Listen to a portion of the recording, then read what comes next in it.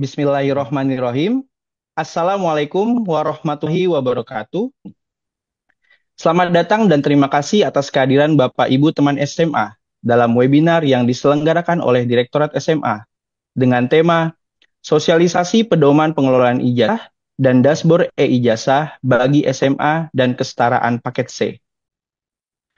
Baik, selanjutnya kita akan mendengarkan pemaparan pertama dari narasumber kita hari ini, yaitu Bapak Sarisman, terkait sosialisasi pedoman pengelolaan ijazah untuk SMA dan kesetaraan paket C.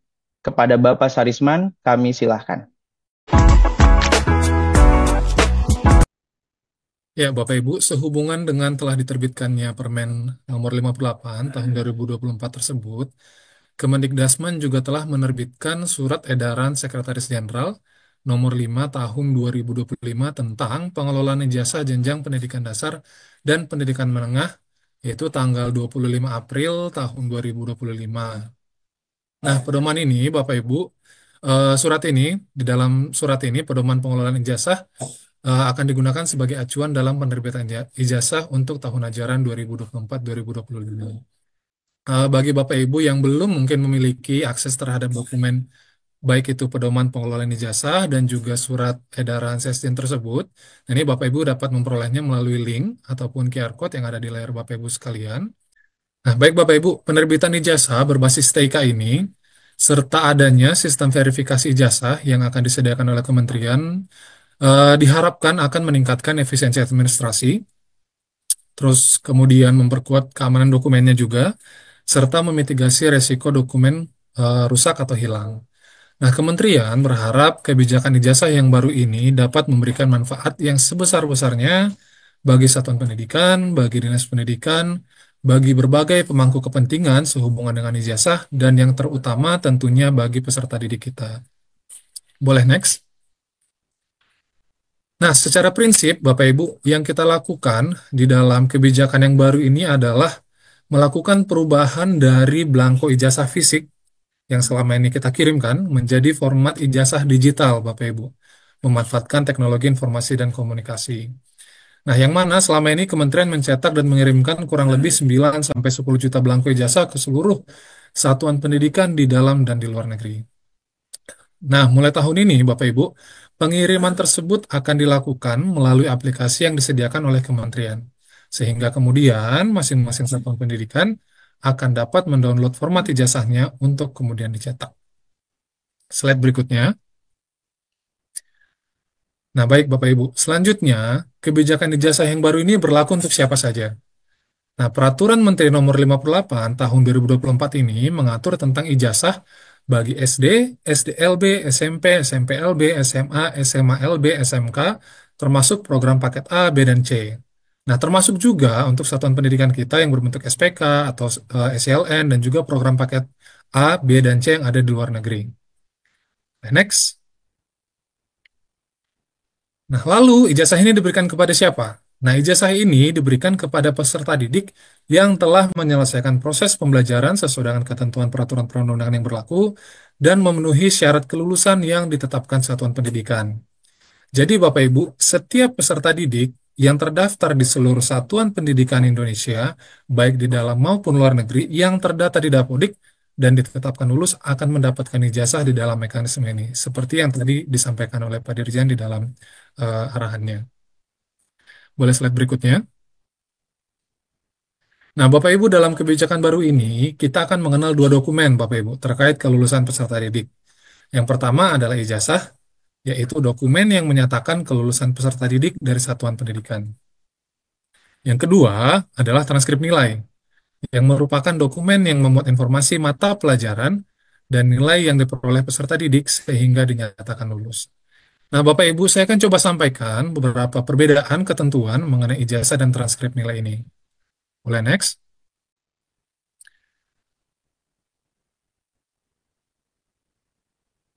Slide-nya boleh di next? Ya. Nah, yang pertama ijazah, Bapak Ibu. Merupakan dokumen pengakuan atas kelulusan peserta didik yang diterbitkan oleh satuan pendidikan terakreditasi. Nah, kemudian muatan ijazah ini diatur dalam pasal 3 ayat 3 Permen nomor 58 tahun 2024. Nah, silakan Bapak Ibu baca dan teliti kembali muatan ijazah itu apa saja. Sehingga nanti kalau Bapak Ibu ditanya, apakah masih ada nama orang tua pada ijazah atau apakah masih perlu pakai cap 3 jari, nah Bapak Ibu akan mampu tuh untuk memberikan jawabannya. Nah, dan terakhir, satuan pendidikan kemudian mengunduh format ijazah melalui sistem atau aplikasi yang disediakan oleh kementerian. Nah, format ijazah ini Bapak Ibu adalah format baku dari kementerian, sehingga tidak dapat dilakukan penambahan muatan ataupun elemen-elemen lainnya pada format ijazah tersebut. Ya, slide berikutnya. Kalau tadi ijazah formatnya di-download melalui aplikasi kementerian, transkrip nilai ini dibuat dan diterbitkan oleh satuan pendidikan asal di mana peserta didik terdaftar dan melalui proses pembelajarannya. Nah, kemudian muatan yang diatur dalam Permen 58 adalah muatan paling sedikit, Bapak Ibu.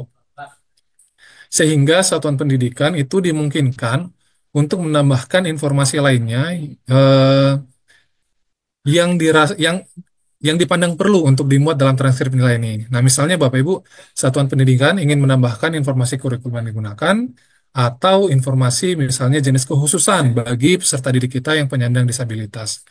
Nah, kemudian Permen 58 ini ataupun juga pedomannya tidak membatasi penulisan transkrip nilai ini apakah harus diketik atau ditulis tangan. Nah, hal ini diserahkan kepada masing-masing satuan pendidikan. Dan terakhir, Bapak Ibu, kolom mata pelajaran pada transkrip nilai ini diisi sesuai dengan kurikulum yang digunakan oleh satuan pendidikan. Boleh next? Ya, ini mungkin menjelaskan sedikit tadi yang sudah disampaikan oleh Pak Direktur dan juga Pak Dirjen tentang ijazah yang diterbitkan oleh satuan pendidikan yang terakreditasi. Nah, lalu bagaimana dengan satuan pendidikan yang belum terakreditasi? Sebelumnya, Bapak Ibu, kita perlu memisahkan antara yang belum terakreditasi dengan yang statusnya tidak terakreditasi. Kalau yang belum pernah diakreditasi, informasi yang kami dapatkan bahwa Badan Akreditasi Nasional atau BAN-PDM telah menerbitkan keputusan untuk memberikan status akreditasi C sementara yang masa berlakunya tidak panjang dan terbatas sesuai dengan keputusan tersebut. Nah, sedangkan kalau status satuan pendidikannya tidak terakreditasi, maka satuan pendidikan tersebut akan menginduk ke satuan pendidikan yang terakreditasi untuk penerbitan ijazahnya. Nah, ini mungkin khusus untuk satuan pendidikan kesetaraan sesuai dengan Permen nomor 38 tahun 2023 tentang akreditasi. Akreditasinya yang berlaku itu diberikan kepada layanannya, bukan pada satuan pendidikannya. Sehingga nanti pengindukannya akan menyesuaikan. Ya, lalu Bapak Ibu, data peserta didiknya tidak kita pindahkan Bapak Ibu. Jadi tetap melekat ke satuan pendidikan asal. Sehingga untuk penerbitan ijazahnya nanti akan tertulis nama satuan pendidikan asal peserta didik dengan penandatanganan yang dilakukan oleh Kepala Satuan Pendidikan Induk. Nah, Bapak Ibu, Satuan Pendidikan Induk ini akan ditetapkan oleh Dinas Pendidikan atau Kementerian atau atas pendidikan sesuai dengan kewenangannya untuk setiap tahun ajaran berkenaan. Boleh slide berikutnya. Nah, selanjutnya Bapak Ibu akan dilakukan pemetaan peserta didik tingkat akhir sebagai calon penerima ijazah. Nah, terdapat 3 tahapan. Yang pertama ada daftar nominasi sementara, lalu penetapan kelulusan peserta didik, dan daftar nominasi tetap. Pada tahap DNS, Satuan Pendidikan memiliki kewajiban untuk melakukan verifikasi terhadap DNS tersebut ya Bapak Ibu, dengan memastikan kebenaran data terkait identitas peserta didik, serta melakukan perbaikan data jika terdapat data yang belum sesuai. Nah, kemudian untuk penetapan kelulusan dituangkan dalam SK Kepala Satuan Pendidikan. Dan untuk tahun ini, untuk SD, SMP paket A dan paket B, kelulusannya ditetapkan tanggal 2 Juni tahun 2025. Dan untuk SMA, SMK paket C, kelulusannya ditetapkan tanggal 5 Mei 2025. Nah, sebelum ijazah dapat diterbitkan, kelulusan peserta didik dituangkan dalam surat keterangan lulus yang diterbitkan pada tanggal yang sama dengan tanggal penetapan kelulusan. Jadi ini masih sama seperti kebijakan di tahun-tahun sebelumnya Bapak Ibu ya terkait penerbitan surat keterangan lulus ini. Nah, lalu DNT Bapak Ibu. Nah, untuk dapat ditetapkan sebagai DNT, nanti Satuan Pendidikan akan perlu membuat surat pernyataan tanggung jawab mutlak atau SPTJM dan kemudian DNT-nya akan ditetapkan paling lambat 14 hari kerja setelah tanggal penetapan kelulusan peserta didik. Nah, nanti terkait lini masa ini kita akan lihat di bagian selanjutnya ya Bapak Ibu ya. Boleh next? Ya, terkait nomor ijazah nasional tadi yang disampaikan oleh Pak Dirjen. Nah, kementerian juga akan menyediakan sistem untuk dapat melakukan verifikasi atas ijazah yang diterbitkan mulai dari tahun ini, Bapak Ibu. Nah, verifikasi ini akan dilakukan terhadap nomor ijazah nasional yang tertera pada ijazah. Adapun nomor ijazah nasional itu terdiri nanti dari 15 digit angka, Bapak Ibu, yang meliputi ada kode negara, kode satuan pendidikan, kemudian ada tahun lulus, ada juga nomor urut nasionalnya, serta nomor acak. Nah, untuk kode satuan pendidikannya, seperti yang dapat Bapak Ibu perhatikan di layar ya, Bapak Ibu ya. Sehingga, ini sebagai contoh, untuk nomor ijazah nasional, misalnya untuk ijazah SMA dalam negeri, yaitu nomor ijazahnya adalah 131202500357349. Itu contohnya Bapak Ibu. Ya, slide berikutnya. Nah, selanjutnya, ijazah dan transkrip nilai ini disahkan dengan tanda tangan Kepala Satuan Pendidikan. Dengan tanda tangan basah atau dengan tanda tangan elektronik tersertifikasi. Nah, stempel hanya perlu dibubuhkan jika ditandatangani dengan tanda tangan basah. Lalu masih sama seperti ketentuan di tahun sebelumnya juga, Bapak Ibu, Kepala Satuan Pendidikan dengan status pelaksana tugas atau PLT dapat juga menandatangani ijazah dan transkrip nilai. Boleh next? Ya, dari keseluruhan penjelasan tadi, Bapak Ibu, berikut ini mungkin gambaran umum ya, Bapak Ibu, ya, alur penerbitan ijazah kita pada tahun ini. Mulai dari update data peserta didik dan satuan pendidikan, melalui ekosistem data yang ada di kementerian, lalu penetapan kelulusan peserta didik yang SK-nya nanti akan diunggah dalam sistem manajemen ijazah, kemudian ada DNT, lalu penerbitan nomor ijazah nasional oleh Pusdatin Kemendikdasmen, dan setelah semua informasinya lengkap, sistem akan menerbitkan format ijazah untuk setiap peserta didik. Nah, lalu kemudian satuan pendidikan mendownload format ijazahnya untuk kemudian di-print atau dicetak jika akan pakai tanda tangan basah. Next. Ya, lalu satuan pendidikan akan membubuhkan foto pemilik ijazah pada format ijazah tersebut. Nah, ketentuan yang diatur di dalam permen kita untuk foto ini yaitu ukurannya 3x4, Bapak Ibu, dan dapat berwarna atau hitam putih. Nah, kemudian format ijazahnya ditandatangani dan disempel jika tanda tangannya tanda tangan basah. Lalu satuan pendidikan melakukan penatausahaan ijazah dengan paling sedikit menyimpan hasil pindai atau hasil scan dokumen ijazahnya atau menyimpan dokumen elektronik ijazah yang ditandatangani menggunakan TTE tersertifikasi. Nah, baru kemudian Bapak Ibu ijazahnya diserahkan kepada peserta didik pemilik ijazah. Slide berikutnya. Nah, Bapak Ibu, pembaruan ijazah atau transkrip nilai ini dilakukan dalam hal pertama, kalau terdapat kesalahan penulisan muatan ijazah dan atau transkrip nilai. Lalu yang kedua, jika ijazah atau transkrip nilainya rusak atau hilang. Dan yang ketiga, pembaruan dalam hal pencetakan ulang ijazah atau transkrip nilai yang ditandatangani dengan TTE tersertifikasi. Nah, untuk penerbitan ijazah perbaikan atau penerbitan ulang ijazah, hal ini akan dilakukan oleh satuan pendidikan melalui sistem manajemen ijazah yang disediakan kementerian. Nah, kalau perbaikan akan diberikan nomor ijazah nasional baru, sedangkan kalau penerbitan ulang tetap menggunakan nomor ijazah nasional yang sama. Nah, penerbitan ijazah perbaikan ataupun penerbitan ulang ijazah ini akan disahkan dengan tanda tangan Kepala Satuan Pendidikan yang menjabat pada saat ijazah tersebut diterbitkan, perbaikannya ataupun penerbitan ulangnya. Boleh next?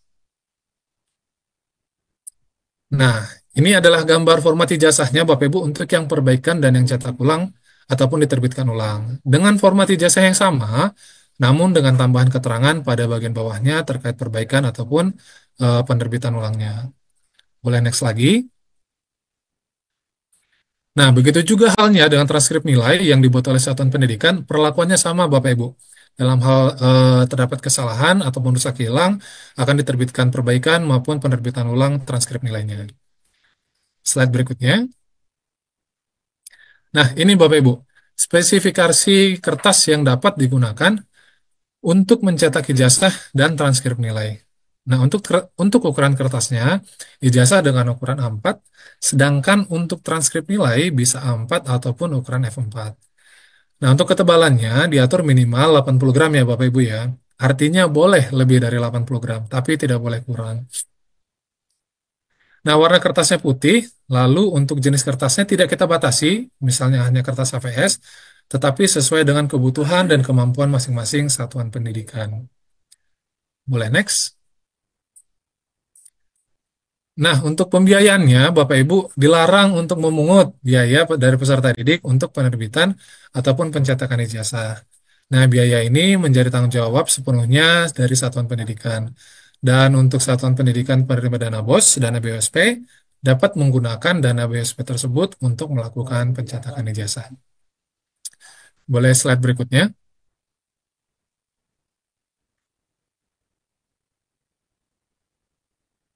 Nah, Bapak Ibu terhadap ijazah-ijazah yang terbit sebelum tahun ajaran ini, jika terdapat kesalahan penulisan, tetap akan diterbitkan surat keterangan kesalahan penulisan. Ataupun jika rusak atau hilang, maka diterbitkan surat keterangan pengganti jasa.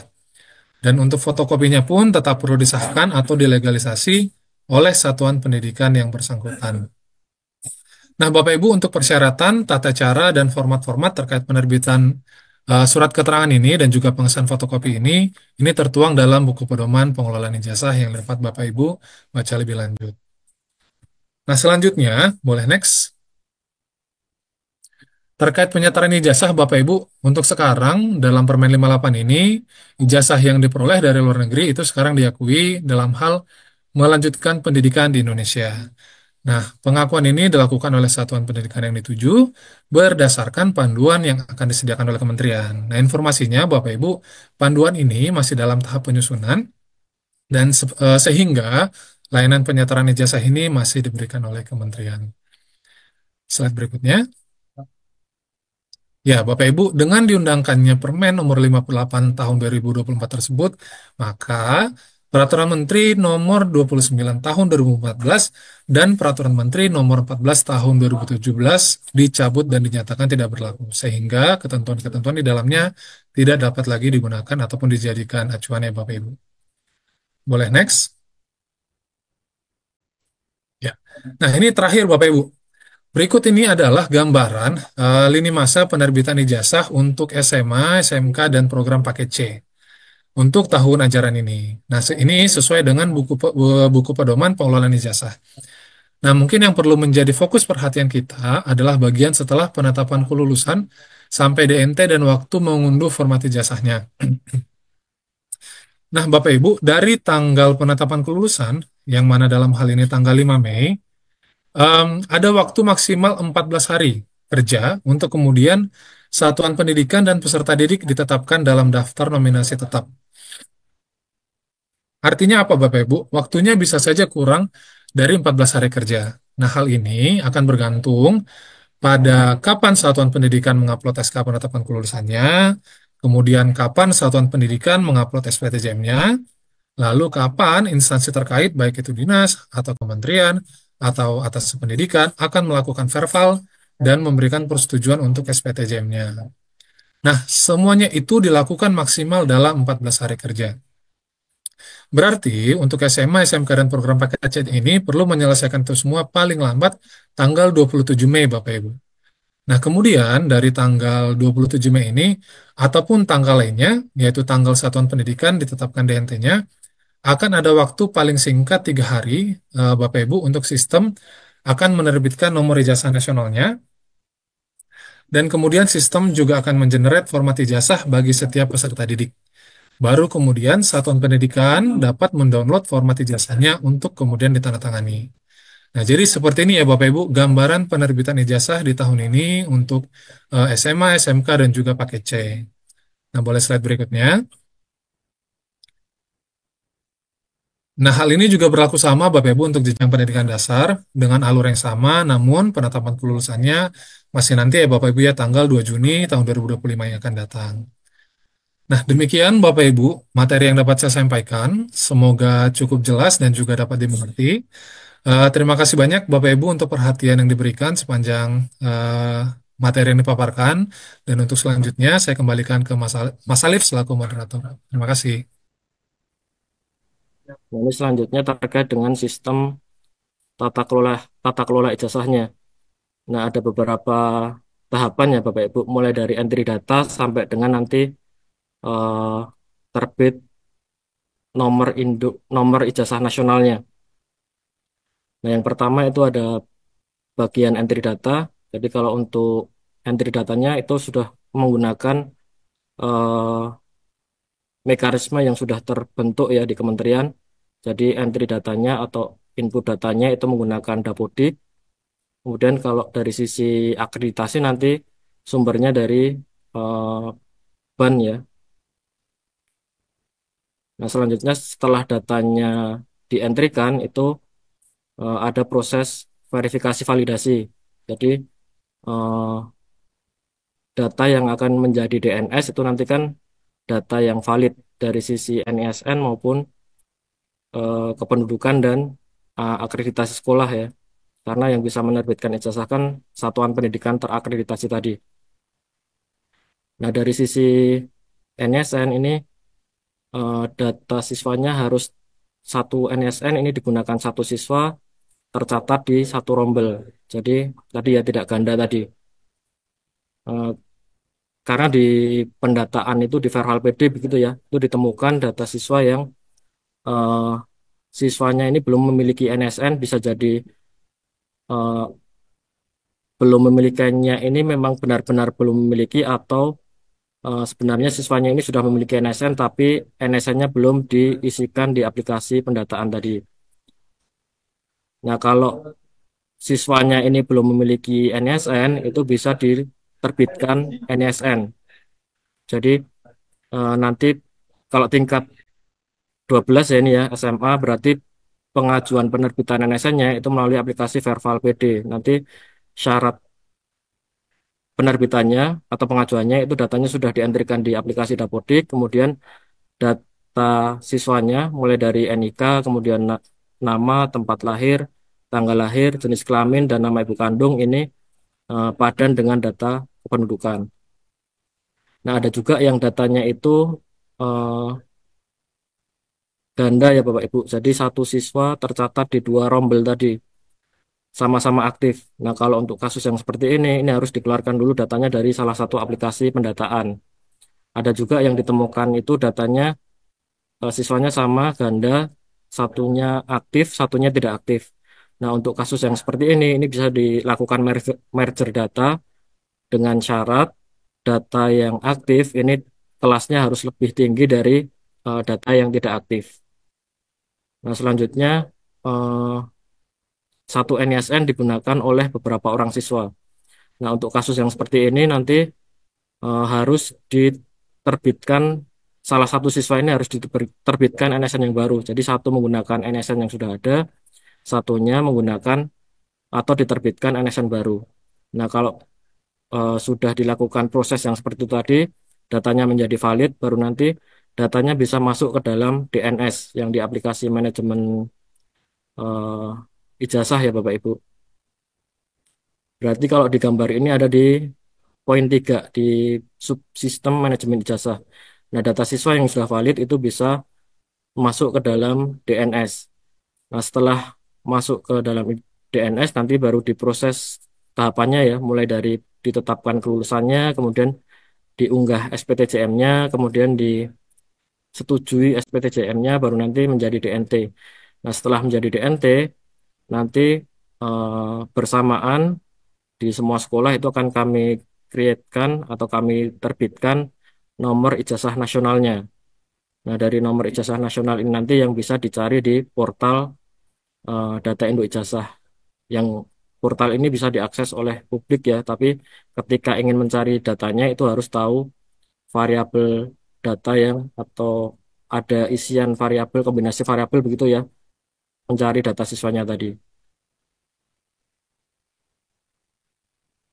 Kemudian ini terkait dengan ekosistem tata kelola data induk ijazah ya Bapak Ibu. Jadi tadi antriannya dari Dapodik maupun EMIS ya Bapak Ibu, di mana datanya harus valid. Kalau datanya valid, dari sisi NISN, kemudian dari sisi kependudukan, nanti datanya menjadi DNS. On on izin Kalau Bapak Seto, gimana?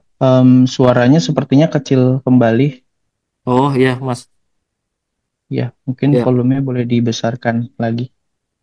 iya, Mas. Jadi ini ya, tadi eh, dari entry data di Dapodik, kemudian datanya menjadi DNS ya, kalau valid dari sisi NISN maupun dari sisi kependudukan. Kalau datanya nggak valid atau masuk kategori residu, ini nanti menjadi residu DNS. Jadi ini yang harus dilakukan perbaikan oleh satuan pendidikan atau sumber data tadi. Nah, kalau datanya sudah menjadi DNS, nanti bisa dilakukan penetapan kelulusan. Jadi bisa diluluskan atau ada yang tidak lulus mungkin. Nah, nanti tinggal ditentukan oleh sekolah. Nah, kalau sudah ditentukan kelulusannya, nanti bisa diunggah SPTJM. Kalau sudah diunggah SPTJM, kemudian SPTJM-nya ini disetujui oleh dinas, nanti akan menjadi daftar nominasi tetap. Nah, dari daftar nominasi tetap ini nanti yang akan diterbitkan nomor induk jasahnya. Kemudian ini tahapan penerbitannya ya Bapak Ibu. Jadi sampai saat ini masih dilakukan pemutakhiran data untuk peserta didik. Jadi yang datanya masuk kategori residu itu harus dilakukan perbaikan data. Nah, setelah datanya valid, baru nanti datanya masuk ke dalam atau menjadi DNS ya, daftar nominasi sementara untuk bisa mendapatkan nomor induk atau nomor ijazah nasionalnya.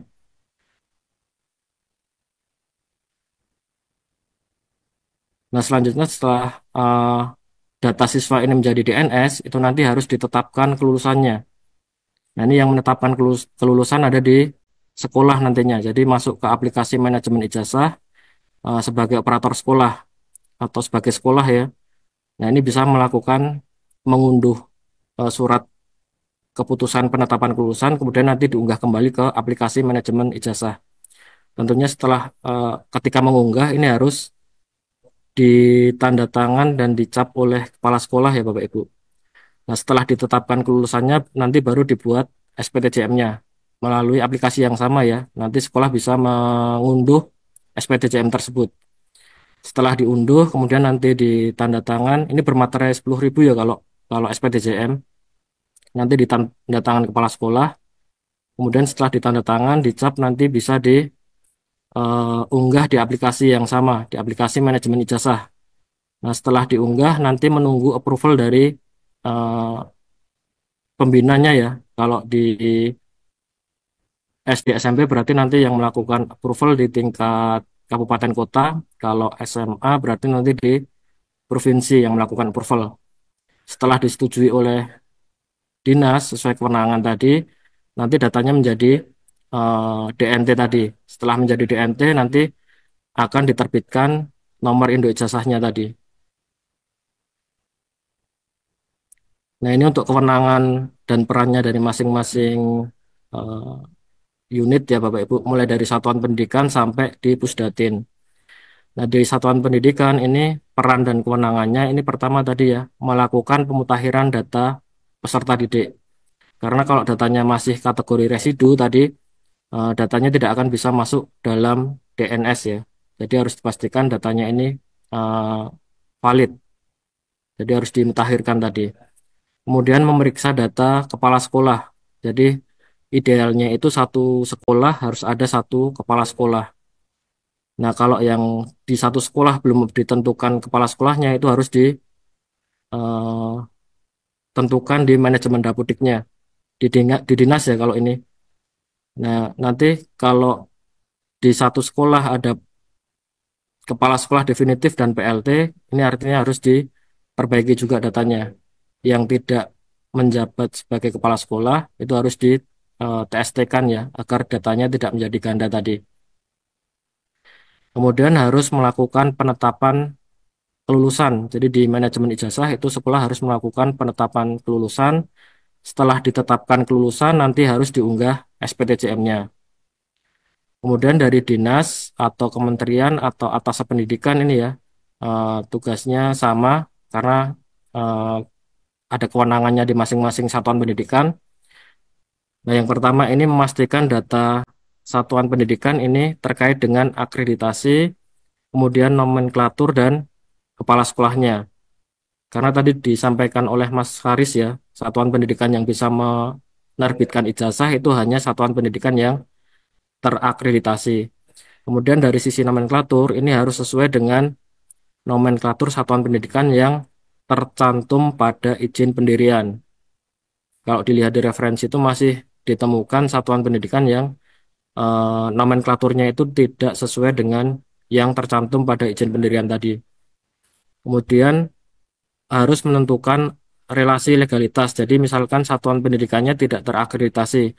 Nah, ini harus direlasikan ke satuan pendidikan terakreditasi tadi. Nah, untuk merelasikan ini menggunakan fitur yang ada di aplikasi dashboard validasi data peserta didik tingkat akhir. Nah, yang bisa nanti di teman-teman dinas ya untuk merelasikan ini. Nanti harus mengisikan nomor SK atau keputusannya ya, si satuan ini direlasikan ke satuan mana. Nah, selanjutnya melakukan verifikasi dan validasi SPTJM. Jadi hasil yang diunggah dari sekolah tadi ini harus diverifikasi dan validasi oleh dinas. Kalau hasil verifikasi validasinya sesuai, baru nanti bisa disetujui SPTJM-nya oleh dinas tadi. Nah, kalau sudah disetujui, artinya nanti datanya si siswa tadi yang diluluskan ya, itu menjadi DNT. Nah, selanjutnya membuat laporan rekapitulasi SPTJM. Nah, ini nanti bisa diunggah juga di aplikasi. Nah, kalau di direktorat ini peran dan kewenangannya pertama memeriksa laporan rekapitulasi SPTJM ini ya, yang diunggah oleh dinas tadi. Kemudian melakukan kontrol verbal dalam rangka penerbitan ijazah. Nah, di Pusdatin ini eh, peran dan kewenangannya itu menerbitkan DNS. Jadi hasil eh, entry data yang valid tadi kami terbitkan menjadi DNS. Kemudian dari DNS dilakukan eh, ditetapkan kelulusannya begitu ya. Kemudian disetujui SPTJM-nya. Nanti yang melakukan penerbitan DNT-nya itu Pusdatin. Tentunya setelah SPTJM-nya tadi disetujui oleh dinas ya Bapak Ibu. Nah, selanjutnya ini menerbitkan nomor ijazah. Ini hasil dari atau berdasarkan hasil verbal dari SPTJM tadi. Nah, selanjutnya melakukan kontrol proses verbal ijazah tentunya. Kemudian ini untuk peran dan alur prosesnya, mulai dari satuan pendidikan, kemudian dinas dan Pusdatin. Nah, di satuan pendidikan ini tadi, kalau di manajemen ijazah ya Bapak Ibu, kan tadi sudah disediakan dat- daftar nominasi sementaranya oleh Pusdatin. Nah, selanjutnya di satuan pendidikan ini nanti harus menetapkan kelulusan peserta didiknya. Jadi si siswa itu dari DNS itu mana siswa yang diluluskan, mana siswa yang tidak lulus. Itu harus ditetapkan. Setelah ditetapkan, kemudian diunggah SK penetapannya, selanjutnya nanti harus membuat SPTJM. Jadi diunduh dari aplikasi SPTJM-nya, nanti akan ada lampiran daftar siswa yang lulus ya, yang harus di SPTJM-kan. Nah, setelah diunggah baru nanti setelah di download ya, itu baru nanti diunggah ke aplikasi yang sama. Nah, setelah mendapatkan eh, apa namanya DNT, nanti atau ijazahnya diterbitkan karena sudah mendapatkan nomor ijazah ya, nanti sekolah bisa mencetak ijazahnya.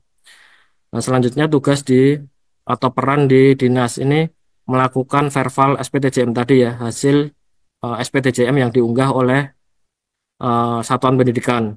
Selanjutnya membuat rekap SPTJM. Nah, di Pusdatin eh, perannya ada tiga ini ya, sesuai alur ini. Pertama menerbitkan DNS, kemudian menerbitkan DNT, dan menerbitkan nomor ijazah nasionalnya. Kemudian ini untuk kewenangan satuan pendidikannya, kalau di provinsi berarti nanti kewenangannya di SMA, SMK, dan SLB. Kecuali yang di eh, Papua ya Bapak Ibu. Kalau di Papua nanti hanya ada 7 sekolah SMA yang ditangani di provinsi dan 1 SLB. Nah, yang lainnya ada di kabupaten kota nantinya.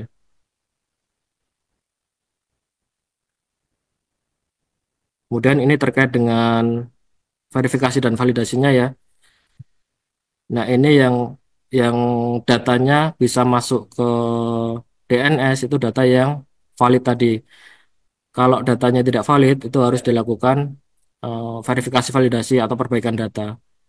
Tadi sudah kami sebutkan ya, ada NSN yang kosong atau belum memiliki NSN, ini harus diterbitkan NSN-nya. Nah, dari sisi peserta didik untuk bisa masuk DNS itu pertama NSN-nya harus unik dan tidak kosong tadi. Kemudian dari sisi identitas ya, ini datanya harus padan dengan data Dukcapil Pusat. Kalau dari sisi sekolah, ini eh, dilihat dari keterisian jabatan kepala sekolah. Kemudian eh, nama kepala sekolahnya dan gelarnya. Tapi kalau untuk gelar nanti bisa disesuaikan ya Bapak Ibu. Di aplikasi manajemen ijazah nanti kami sediakan fitur untuk menyesuaikan gelarnya. Tapi eh, yang diisikan di aplikasi ini nanti tidak akan merubah yang ada di Dapodik. Kemudian dari satuan pendidikan ini yang harus dilihat pertama terkait dengan nomenklatur dan akreditasi tadi. Nah, ini contoh yang siswa tidak memiliki NSN, eh, tapi kalau dilihat dari sisi data atau variabel masternya, ini datanya pada Dukcapil. Nah, ini kalau kasusnya seperti ini nih harus bisa diajukan penerbitan NSN melalui aplikasi VeralPD ya. Ini tingkatnya kebetulan tingkat 11. Nah, kasus yang seperti ini nih harus ada pengajuan dari operator sekolah melalui VeralPD ya. Tentunya harus melampirkan ijazah di jenjang sebelumnya. Berarti melampirkan ijazah SMP, MTS atau paket B-nya. Nanti kalau yang dilampirkan itu ijazah di SD atau sederajat, pengajuannya akan kami tolak. Karena ini asumsinya si anak ini tingkat 11 harusnya punya ijazah di SMP sederajat ya Bapak Ibu. Kemudian ini contoh kedua, ini nggak bisa mengajukan penerbitan NSN. Kenapa tidak bisa mengajukan penerbitan NSN? Karena masih masuk kategori residu Dukcapil ya. Syarat untuk bisa mengajukan penerbitan NSN itu datanya harus padan Dukcapil. Jadi ini langkah pertamanya harus melakukan perbaikan data identitas agar datanya itu sama dengan data Dukcapil. Setelah datanya padan Dukcapil, baru nanti bisa mengajukan penerbitan NSN tingkat lanjut tadi. Kemudian ini eh, terkait dengan NSN kosong ya, apa yang harus dilakukan tadi. Ini sudah kami sebutkan. Kemudian yang kedua tidak padan Dukcapil tadi. Kemudian ini yang siswa tercatat ganda. Jadi satu orang tercatat di 2 rombel kalau seperti ini. Ini contohnya tercatat di pesantren dan di PKBM ya Bapak Ibu. Sama-sama aktif. Kalau ini tingkat 12 berarti nanti datanya tidak akan bisa masuk ke DNS. Jadi ini harus dikeluarkan dulu salah satu data dari aplikasi pendataan. Kalau untuk kasus yang lain tadi juga sudah kami sebutkan ya. Yang gandanya itu sama-sama aktif, kemudian gandanya itu satunya aktif, yang lain tidak aktif, dan satu NSN digunakan beberapa peserta didik. Kemudian untuk eh, penanganannya itu jangan sampai keliru, karena kemarin tuh ada yang salah melakukan penanganan. Jadi kasusnya ini satu NSN digunakan oleh 2 siswa, ini harusnya satunya menggunakan NSN baru, satunya menggunakan NSN yang sudah ada, tapi justru satu anaknya ini dikeluarkan dari aplikasi pendataan dari Dapodik ya. Nah ini jadi datanya yang satu hilang kemarin. Selanjutnya terkait dengan aplikasi ya Bapak Ibu. Tadi ada 3 aplikasi. Pertama terkait dengan dashboard. Ini untuk loginnya itu sama dengan login Verval. Jadi kalau Bapak Ibu sudah punya akun Verval, nanti tinggal melakukan update jabatan sebagai pengelola ijazah. Kalau belum punya akun Verval ya, akun SDM itu harus melakukan registrasi di SDM.Data. Nanti dipilih penugasannya sebagai pengelola ijazah. Kalau teman-teman di sekolah otomatis bisa mengakses aplikasi ini jika sudah memiliki akun SDM tadi. Nah, tadi apa namanya? Cara merelasikannya, merelasikan satuan pendidikan ya. Ini ada di residu DNS. Jadi kalau ada satuan pendidikan yang tidak terakreditasi, nanti dinas bisa melakukan relasi legalitasnya lewat fitur ini. Misalnya di Jakarta ya,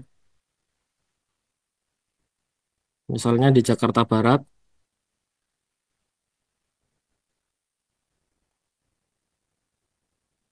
Nah, ini ada satu sekolah yang tidak terakreditasi. Ini artinya nanti tidak bisa menerbitkan ijazah sendiri ya. Harus direlasikan ke eh, satuan pendidikan terakreditasi. Nah, untuk merelasikannya ini harus login dulu ya Bapak Ibu.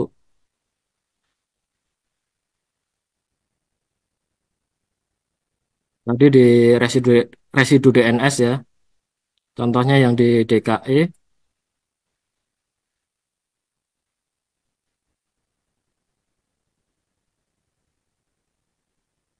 di Kembangan ya. Ini ada satu yang tidak terakreditasi. Nah, ini nanti bisa dilakukan perelasiannya lewat melalui fitur legalitas sekolah ini. Nah, ini tinggal dipilih nanti. Si sekolah ini ingin direlasikan ke satuan pendidikan mana. Misalkan ingin direlasikan ke SD Tunas Muda School misalkan. Nah, nanti harus mengisikan nomor SK-nya. SK relasi legalitasnya ya. Diisikan SK-nya, diisikan tanggal SK-nya, kemudian dipilih kepala sekolahnya, selanjutnya disimpan. Nah, baru nanti sekolahnya ini akan ter apa namanya? Relasi dengan satuan pendidikan terakreditasi tadi. Kemudian aplikasi yang kedua itu terkait dengan eh, manajemen ijazah ya Bapak Ibu. Ini sama ya, untuk loginnya itu harus sudah memiliki akun di SDM.Data. Ini contohnya saya masuk sebagai sekolah ya. Kebetulan saya masuknya sebagai SMK. Kalau di SMK itu ada kelas akhirnya itu ada dua tingkat. Ada yang kelas 12, ada yang kelas 13. Nah, ini kita coba nanti kalau kalau misalkan apa namanya? Nama kepala sekolahnya tadi kan di Dapodik kami hanya mengambil namanya ya, belum ada gelar akademiknya. Nah, nanti bisa ditambahkan gelar akademiknya di bagian kepala sekolah ini. Misalkan gelar akademiknya MPD ya, nanti tinggal disimpan. Nah, ini berubah, nanti otomatis di dokumen yang diunduh melalui aplikasi ini nama kepala sekolahnya ada gelar akademiknya. Kemudian ini relasi legalitas, ini ada informasi kalau sekolahnya itu menumpang kemana atau ditumpangi oleh sekolah mana. Nah, yang harus dilakukan lagi itu di bagian DNS kalau sekolah ya. Valid DNS ini hasil dari Verval tadi ya. Jadi yang masuk di aplikasi ini menjadi daftar nominasi sementara ini data peserta didik yang valid dari sisi NISN maupun dari kependudukan tadi ya Bapak Ibu. Kemudian harus ditetapkan kelulusannya. Ini yang disampaikan Mas Haris tadi. Penetapan kelulusannya itu bisa per individu atau bisa langsung semua ya. Misalkan ini ada 379 siswa kelas 12 yang belum ditentukan lulusannya. Misalkan ini kita luluskan semua.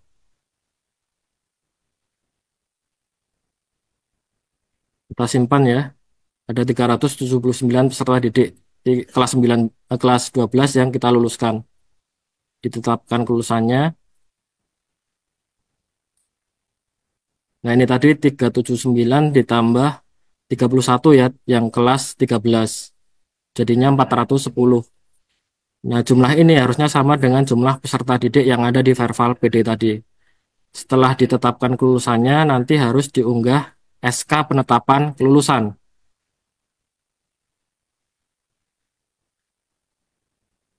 Nah, ini harus diunduh dulu formatnya ya. Misalkan ingin menetapkan yang tingkat 12 atau kelas 12. Ini tinggal diunduh ya Bapak Ibu. Nomornya nanti belakangan diisi. Nama kepala sekolahnya sudah mengikuti dengan yang kita rubah tadi ya. Tadi kan menambahkan gelar. Gelarnya kita rubah ya tadi. Dari MHUM menjadi MPD. Ini tinggal diunduh. Kemudian nanti kalau sudah diunduh,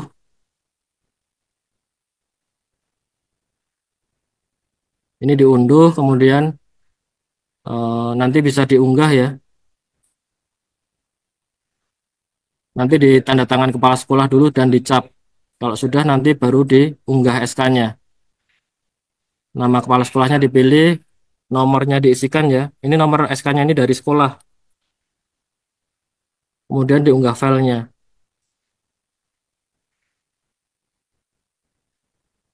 Kalau sudah diunggah filenya nanti tinggal disimpan. Ini kalau sudah disimpan nanti otomatis eh, kalau ini harus dua-duanya ya. Dari kelas 12 dan kelas 13. Kalau sudah diunduh formatnya, kemudian sudah diunggah SK-nya, baru nanti bisa dilanjutkan di tahap keempat. Ini ya, pembuatan SPTJM. Ini agak lama, kita langsung lanjut dulu ya ke yang 4 ini.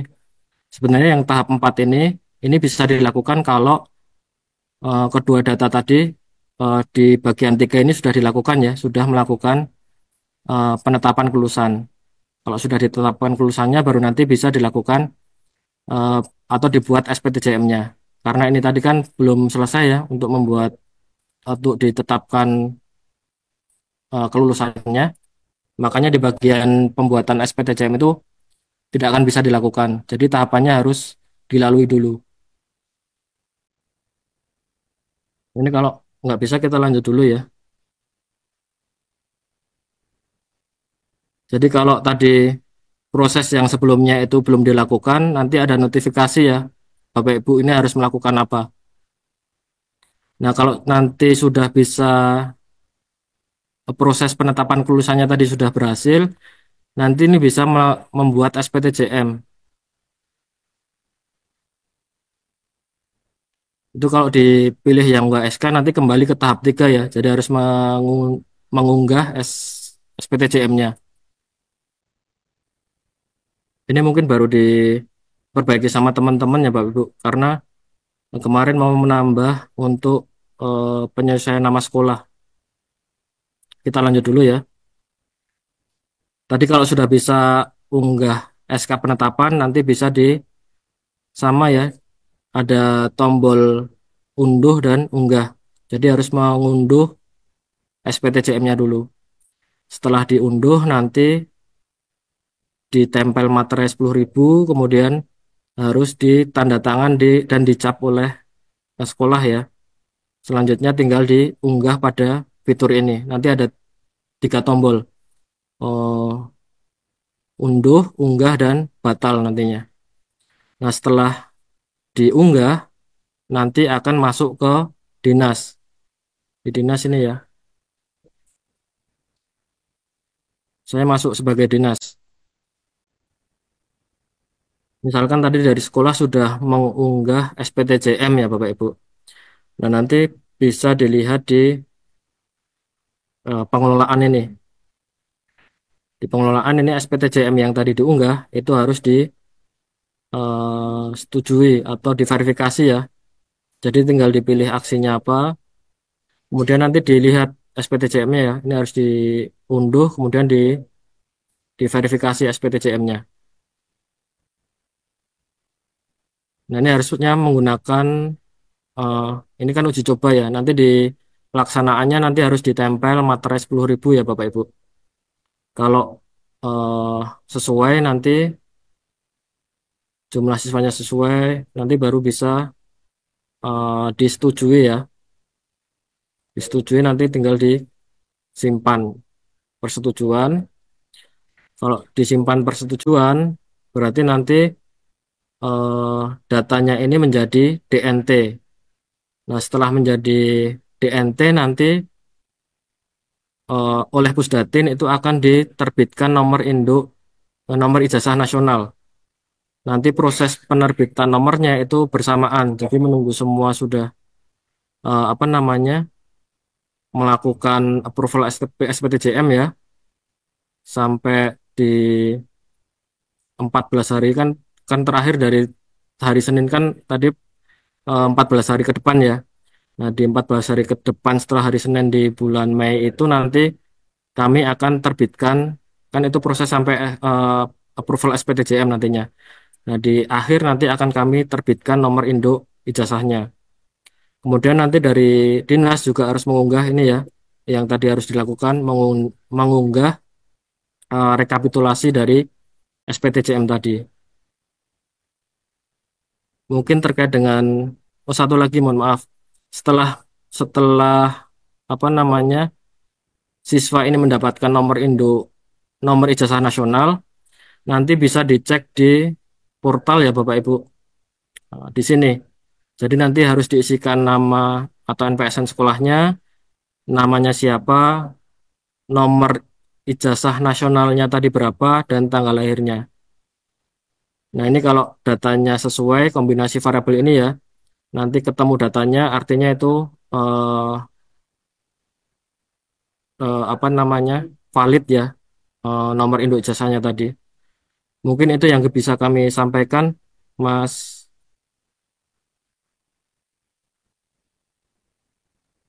Alif. Baik, Waktu kami kembalikan. baik, terima kasih banyak Bapak To atas pemaparan yang sangat informatif. Semoga materi yang telah disampaikan dapat menambah wawasan dan menjadi bekal yang bermanfaat bagi kita semua. Pertanyaan pertama dari Bapak Syarif Ahmad dari Dinas Pendidikan Provinsi Sulawesi Tengah. Pertanyaannya adalah, bagaimana mitigasi jika sampai dengan batas waktu cut-off terakhir masih terdapat data residu siswa? Kemudian, kapan batas waktu maksimal? Semua peserta sudah harus valid untuk penerbitan e-ijazah. Oke, mohon izin, mungkin ini kita bisa jawab terlebih dahulu pertanyaannya. Saya ya Mas ya. Ya, Pakai residu silakan saya. untuk Bapak Seto untuk bisa dijawab. Iya. Kalau untuk residu, kedengeran ya Mas ya? Jelas, Bapak Seto. Kalau terkait residu itu harusnya perbaikannya itu ketika ditemukan data siswa yang masuk eh, kategori residu itu harusnya diperbaiki ya Pak ya. Jadi tidak ketika akan digunakan untuk program tadi. Kalau perbaikannya itu ketika akan digunakan untuk program, nah yang terjadi itu semua perbaikannya di akhir. Jadi semua numpuk di akhir. Nah, kemarin tuh di Kabupaten Jayapura itu kami menemukan ya Bapak Ibu. Jadi ini siswa di salah satu SMK itu data residunya itu tinggal data residu yang datanya tidak pada dukcapil, jadi residu kependudukannya. Nah, ternyata ketika dicek ulang oleh kepala sekolah ini ada satu tambahan residu ini terkait dengan residu NISN ganda. Nah, ketika kami cek ini ternyata datanya si anak tingkat 12 ini masuk ke atau dientry juga di PKBM tingkat 4 sama-sama aktif. Nah, ini yang menurut kami tidak wajar ya. Ini anaknya sudah di tingkat 12 tapi masuk lagi ke tingkat 4 di PKBM. Nah, ini yang harus Bapak Ibu rutin lihat di Verval PD sebenarnya. Jadi kalau ketemu data yang residu tadi harusnya segera diperbaiki. Jadi tidak apa namanya tidak karena kebutuhan program. eh, Kalau karena kebutuhan program nanti semua perbaikannya ada di belakang. Jadi numpuk perbaikannya di belakang semua ya Bapak Ibu. Mungkin itu sih Mas. Baik, terima kasih banyak atas jawabannya. Semoga dapat pertanyaan Bapak Syarif Ahmad. Oke, mungkin izin kita lanjut ke pertanyaan selanjutnya.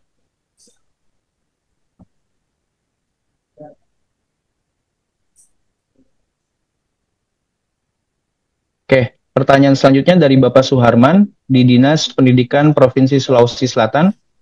apakah penetapan kelulusan harus mengikuti format dari aplikasi atau bisa buat sendiri oleh satuan pendidikan?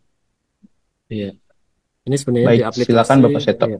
Sebenarnya di aplikasi sudah difasilitasi ya Pak ya untuk formatnya tadi. Jadi dari sekolah itu tinggal unduh dokumen tadi, kemudian ditandatangan dan diunggah ulang ya. Termasuk yang SPTJM karena nanti ketika Bapak Ibu ini mengunduh dokumen itu ada lampirannya. Nah, lampirannya ini isinya data siswa yang eh, ditetapkan kelulusannya tadi, termasuk yang SPTJM ya. Itu ketika di-download nanti ada lampiran data siswa yang di SPTJM kan tadi. Mungkin itu Mas. Baik, jadi perlu untuk mengikuti format yang sudah diunduh di aplikasi. Oke, kita lanjut ke pertanyaan selanjutnya. Nah, ini yang tadi ya, mungkin sambil nunggu ya Mas ya. Ya, Kalau sampai akhir nanti, misalkan kan dari hari Senin besok ya, hari Senin besok kan mulai dari sekolah mulai melakukan penetapan kelulusan sampai nanti pengunggah SPTJM ya. Selanjutnya harus di-approve oleh mana dinas. Nah, kalau sampai tadi kan waktunya 14 hari ya Mas Haris ya, mulai dari hari Senin itu. Iya, betul, Mas. Kalau sampai 14 hari itu masih datanya masih masuk residu, otomatis kan nggak bisa jadi DNS tuh data siswanya. Ya nanti nggak bisa mendapatkan eh, apa namanya nomor ijazah nasionalnya. Jadi ketika proses di 14 hari itu kalau datanya masih ada yang apa namanya nyusul valid misalkan, itu sebenarnya bisa disusulkan di DNS. Tapi nanti proses yang sebelum proses yang sebelumnya itu harus dibatalkan dulu. Nanti yang satu atau beberapa siswa yang valid ini nanti dijadikan satu dengan yang dibatalkan tadi. Mungkin itu Mas. baik. Terima kasih banyak Bapak Seto. Oke, mungkin kita ke pertanyaan terakhir untuk termen 1. Kayak pertanyaan dari Bapak Gusti dari Dinas Pendidikan, ini tidak disebutkan dari Dinas Pendidikan mana. Pertanyaannya adalah, bagaimana solusi bagi lembaga yang belum keluar sertifikat akreditasinya sampai sekarang, dan nama lembaga tersebut belum muncul di valid DNS dan residu DNS juga tidak ada, sedangkan jadwal pengumuman lulusnya sudah dekat. Oke, ini silakan mungkin Bapak Seto atau Bapak Sarisman. Yoris. Ya, Silakan Bapak Mas Sarisman. Alif. Ya, tadi seperti yang saya sampaikan, Bapak Ibu, kalau untuk satuan pendidikan yang belum diakreditasi, artinya belum dilakukan penilaian gitu Bapak Ibu ya, oleh asesor dari Ban PDM, ini ditetapkan melalui SK Ban PDM untuk diberikan status akreditasi sementara. Nah, saya harap sebetulnya dokumen tersebut sudah diterima sehingga Bapak Ibu semua, baik itu di dinas ataupun satuan pendidikan, yang sekiranya masih terdapat satuan pendidikan yang belum diakreditasi, dapat mengecek apakah sudah masuk atau tidak. Nah, tapi kalaupun juga masih tidak, tentunya ini karena di luar kewenangan kami akan coba koordinasikan kembali dengan Ban PDM untuk satuan pendidikan yang eh, di dalam SK yang sudah diterbitkan belum muncul namanya, namun belum mendapatkan akreditasi dari Ban PDM. Mungkin seperti itu Mas Alif yang bisa kami sampaikan untuk akreditasi yang belum muncul di SK sementara yang sudah diterbitkan. Oke, baik. Terima kasih banyak, Bapak Sarisman. Karena ini mungkin tidak disebutkan dari Dinas Pendidikan Provinsi atau Kabupaten, begitu ya. Kalau misalkan ini adalah untuk kesetaraan paket C, berarti melekatnya kepada layanan, begitu ya, Bapak Sarisman ya, bukan kepada lembaganya, begitu. Tapi kalau misalkan ini adalah Provinsi Satuan Pendidikan, seperti yang tadi dijawab oleh Bapak Sarisman. Benar Ya, begitu, dan Bapak mungkin Sarisman? Mas Alif menambahkan mungkin bisa juga berkoordinasi ya gitu ya dengan tim Ban PDM yang ada di provinsi untuk mengkonfirmasi terkait nama-nama satuan pendidikan yang belum masuk di dalam SK penetapan tersebut. Oke, baik. Terima kasih banyak Bapak Sarisman atas respon dan jawabannya. Oke, baik Bapak dan Ibu, termin 1 sudah selesai kita laksanakan. Kita beralih ke termin kedua untuk 3 pertanyaan selanjutnya. Boleh kita next ke pertanyaan selanjutnya?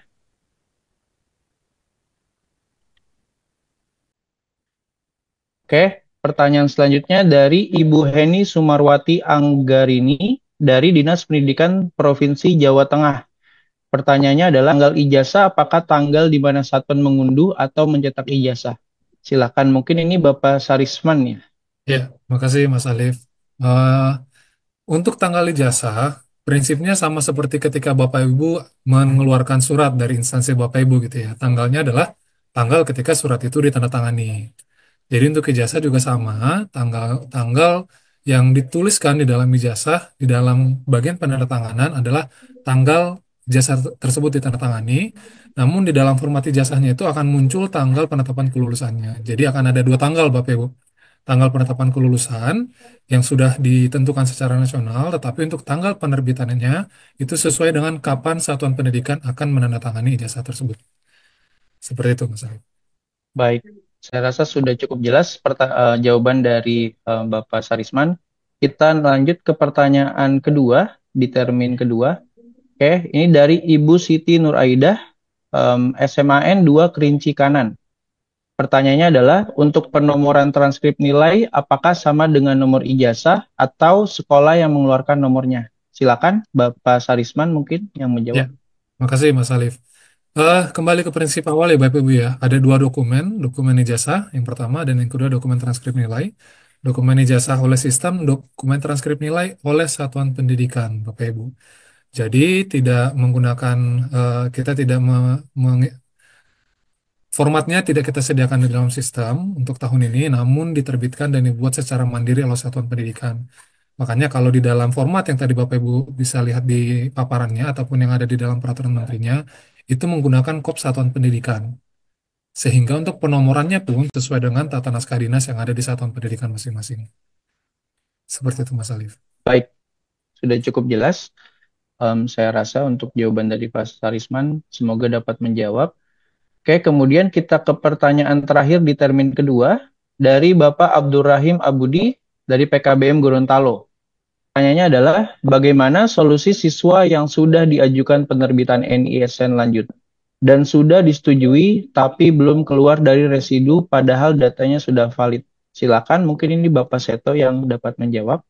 Ya, jadi kalau apa namanya tadi sudah diterbitkan NSN-nya, artinya ini kan kalau sudah mengajukan penerbitan NSN tingkat lanjut, ini kan artinya dari sisi data kependudukan datanya valid ya, Bapak Ibu, dari 6 variabel tadi. Tapi masuk ketika sudah disetujui tapi belum keluar dari residu padahal datanya sudah valid. Nah, harusnya dari sisi jadi dari sisi kependudukannya sudah valid. Nah, ini menunggu approval harusnya. Kalau sudah di approval harusnya datanya valid ya, sudah terbit NSN-nya. Jadi satu NSN, satu siswa tercatat di satu satuan pendidikan tadi. Tapi kalau sudah diajukan tapi datanya masih residu, nah ini artinya belum kami lakukan approval. Nah, di saat ini kami sedang apa namanya prioritasnya itu kami melakukan penerbitan NSN di tingkat lanjut ini.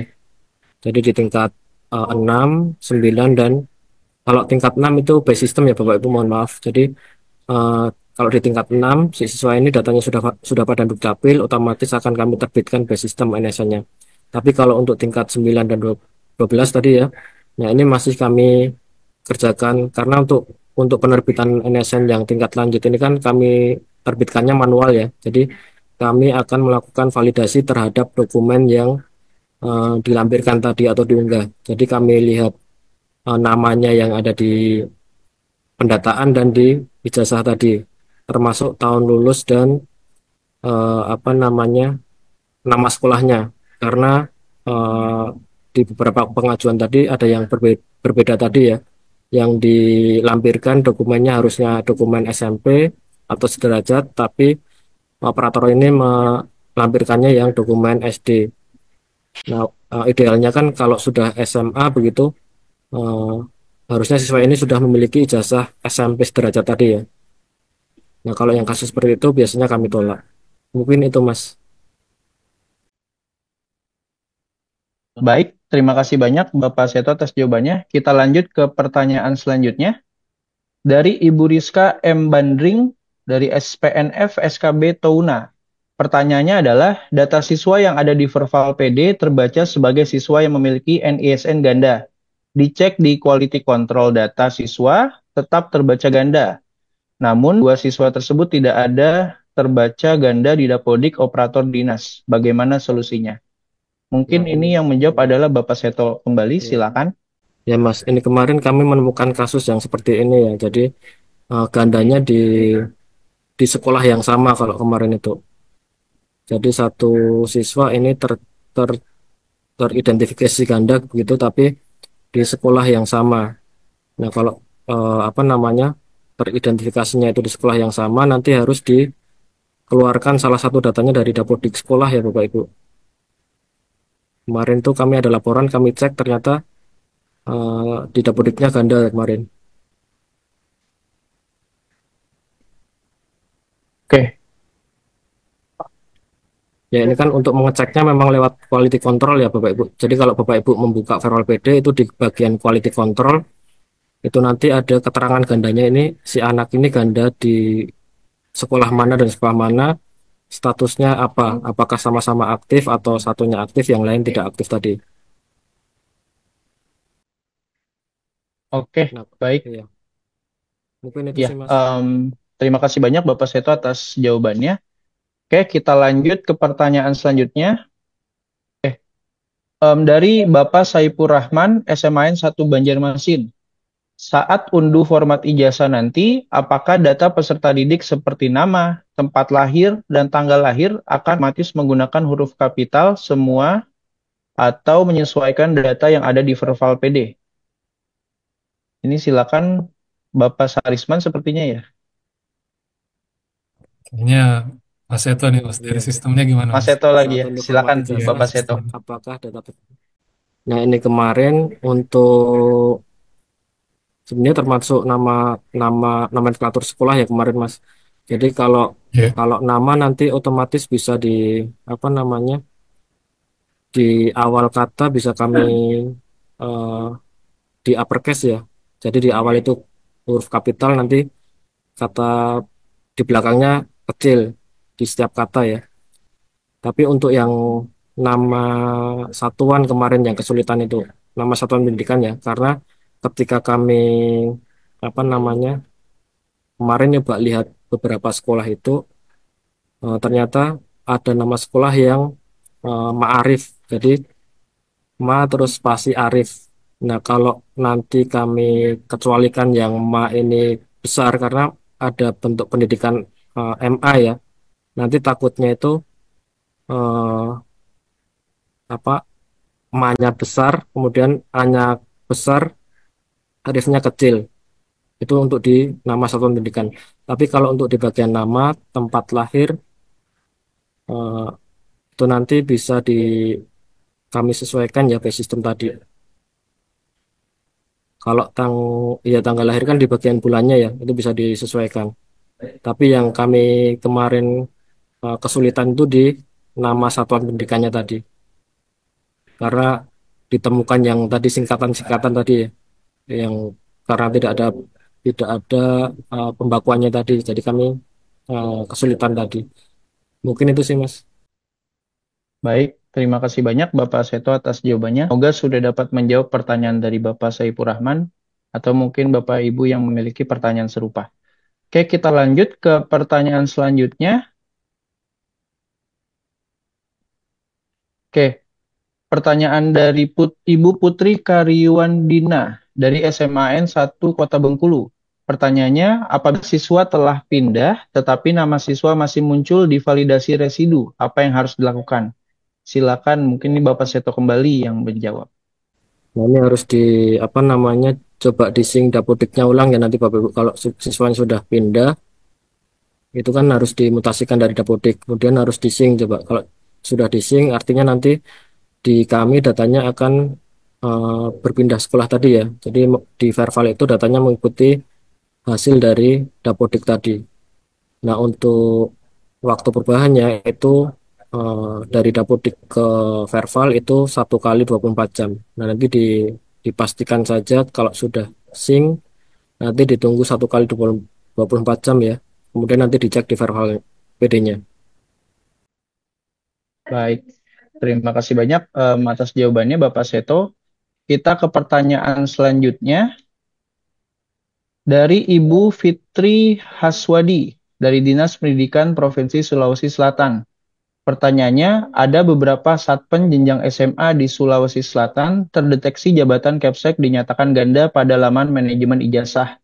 Kami sudah cek TMT, TST, semuanya sudah clear di Dapodik, tapi masih dinyatakan, mungkin ini dinyatakan terdeteksi ganda begitu ya. Iya, Silakan Bapak Seto.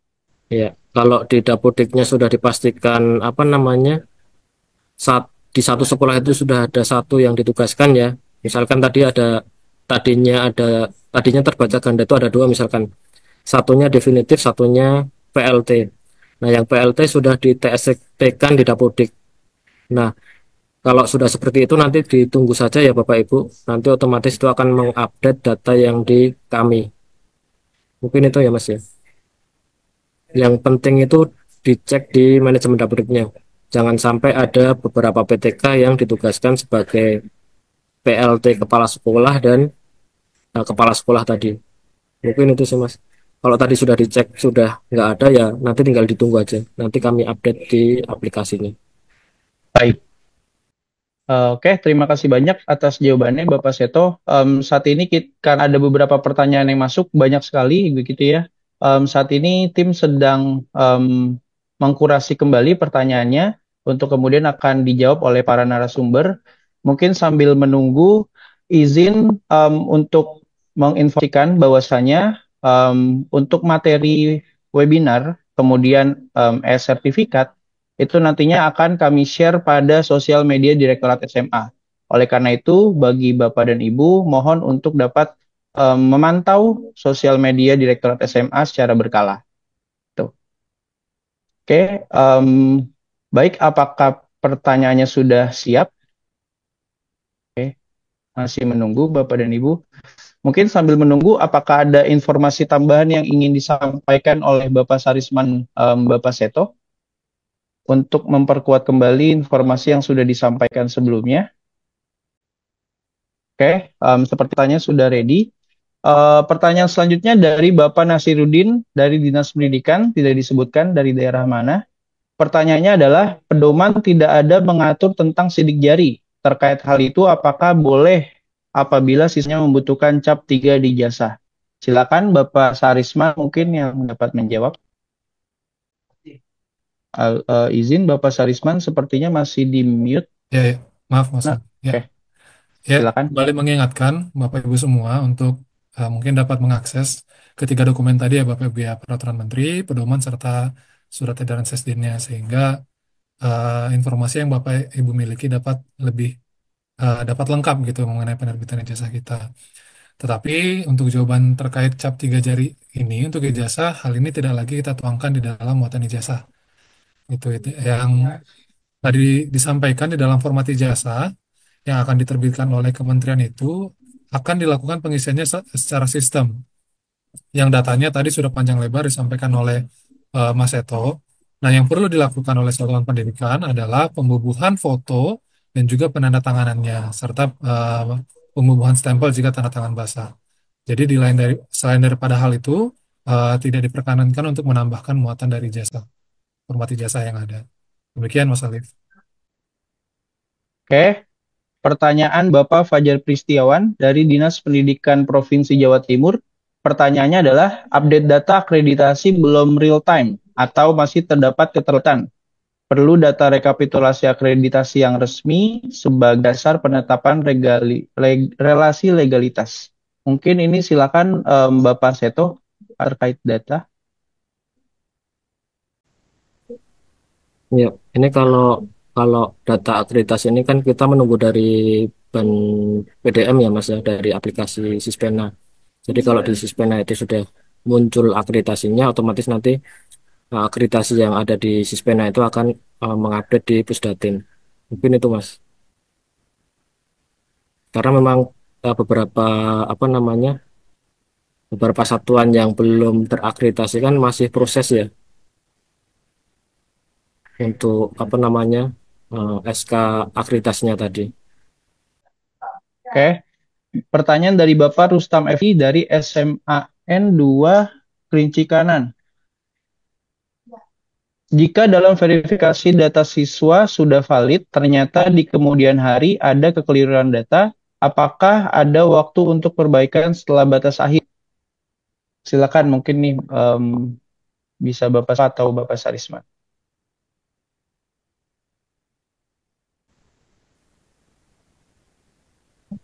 Kalau mungkin saya dulu ya Mas Haris ya. Kalau yang Ya, sekarang kan datanya sudah dipadankan Dukcapil ya Pak ya, Bapak Ibu. Jadi kalau perbaikan itu kan nggak mungkin apa namanya dalam waktu singkat ya. Karena untuk proses datanya masuk ke DNS tadi kan ada dua dua tahap tadi ya. Pertama dari sisi NISN datanya harus valid, dari sisi kependudukan datanya harus sama dengan data Dukcapil pusat tadi. Jadi kalau salah harusnya ya perubahannya kan harus berubah di Dukcapil pusat dulu. Nah itu prosesnya kan nggak apa namanya butuh waktu ya, nggak cepat tadi. oke. Baik, terima kasih banyak atas jawabannya Bapak Seto. Ya, izin menginformasi pada Ibu, saat ini kami lihat di kolom chat YouTube itu sudah ada pertanyaan yang sebenarnya pertanyaannya sudah terjawab ketika materi disampaikan oleh para narasumber. Jadi kami sarankan bagi Bapak Ibu untuk bisa menonton um, rekaman webinar ini untuk melihat apakah kendala Bapak dan Ibu sudah terjawab atau belum di webinar ini. Mas, Oke? sebelum ini saya boleh share screen bentar nggak? Ini saya nemu Oh, data yang, silakan. iya, ini saya nemu data yang tadi ya, Oke. yang apa namanya? Mau share screen? Iya, Boleh. kelihatan nggak, Bapak? Kalau yang di poin satu itu saya nemu yang satu orang dia punya ijazah paket B paket C, tapi saya nggak berani nampilin ya, karena ini kan live apa namanya YouTube. Itu satu orang paket B paket C dapat ijazah di tahun yang sama, beda jenjang. Nah, Izin saya ingin, Bapak Seto, iya, suaranya mengecil kembali. oh, jadi kembali ya. Iya. Ini yang ini yang kedua, datanya ganda. Ini namanya sama ya, tapi saya nggak berani tampilin yang data yang lain, hanya saya tampilkan yang nama. Ini data satu orang yang sama, tapi tercatat di dua lembaga yang berbeda. Satunya di SMK, satunya di PKBM. Nah, artinya ini nanti yang di SMA, karena tingkat 12 ya, ini nggak akan bisa masuk DNS nih siswanya. Kenapa? Karena tercatat ganda dengan PKBM ini. Ini tingkatnya tingkat 4 kalau nggak salah, kelas 4. Nah, ini rekam didik yang di mana? Rekam didik yang di SMK ya. Mulai dari kelas 1 ke kelas 9, kelas 10, 11, 12 ya. Nah, tiba-tiba datanya ini di tingkat 12 di tahun 2024 2025 genap ya. Tiba-tiba itu datanya masuk ke paket paket ya PKPM tadi, kesetaraan ini. Ini di 2024 2025 datanya masuk di tingkat kelas 4. Ini yang nggak wajar ya Bapak Ibu. Nah, ini yang harus Bapak Ibu di sekolah harus cek ya. Karena ini kami nggak tahu ya apa motif dari PKPM ini menarik data siswa yang di SMK ini. Nah, ini kalau seperti ini, si anak SMK ini nggak akan bisa masuk DNS nantinya. Mungkin itu ya Mas tambahannya. Ini kebetulan contoh kasusnya di SMK.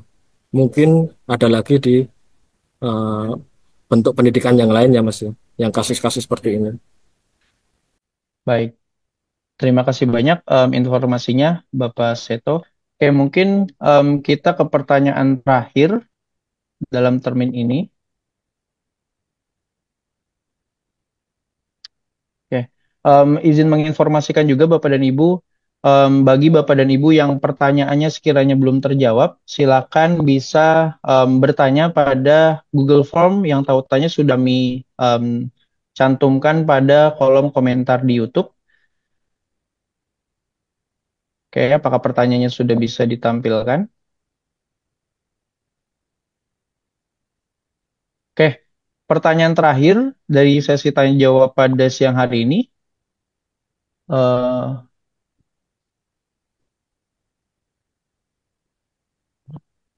Pertanyaannya yang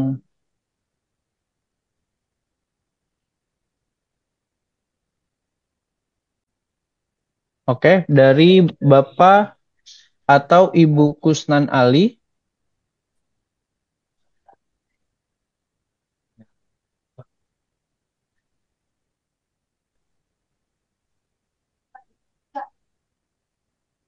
Oke, dari Bapak atau Ibu Kusnan Ali dari PKBM Nur Aisyah.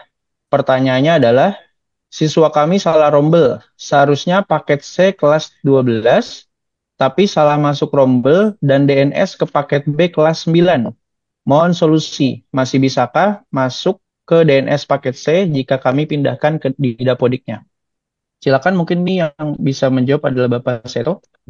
Ya, kalau ini kami mengikuti data Dapodik ya Bapak Ibu. Jadi apa yang kami tampilkan di Verbal PD itu sumbernya dari Dapodik tadi, dari aplikasi pendataan. Jadi kalau di aplikasi pendataannya ini salah, otomatis di verbalnya juga salah. Otomatis nanti di manajemen ijazah juga salah. Jadi kalau ingin melakukan perbaikan itu dari sumber datanya tadi. Karena untuk penentuan rombel kan dia ada di Dapodik ya. Jadi harus diperbaiki dulu di Dapodiknya. Mungkin itu Mas. Baik, silakan. Jadi mohon diperbaiki di dapnya Bapak atau Ibu Kusnan Ali, atau Bapak dan Ibu yang memiliki kendala ataupun tantangan yang sama. Oke, baik Bapak dan Ibu. Mungkin untuk mengakhiri sesi diskusi pada siang hari ini, kita mendengarkan closing statement dari masing-masing narasumber. Silakan, mungkin yang pertama dari Bapak Saris. Ya, baik, Mas Alif. Sekali lagi, saya mengucapkan terima kasih Bapak Ibu untuk perhatiannya, sudah mengikuti kegiatan webinar kita hari ini. Harapannya informasinya dapat diterima dengan baik.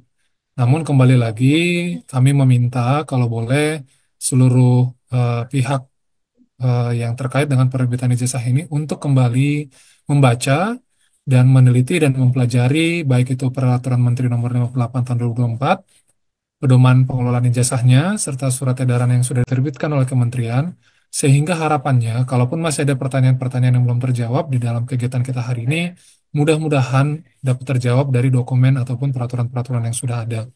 Sehingga nanti, baik itu di dinas, di kementerian, di satuan pendidikan, dapat menjalankan perannya masing-masing untuk penerbitan ijazah kita di tahun ajaran ini.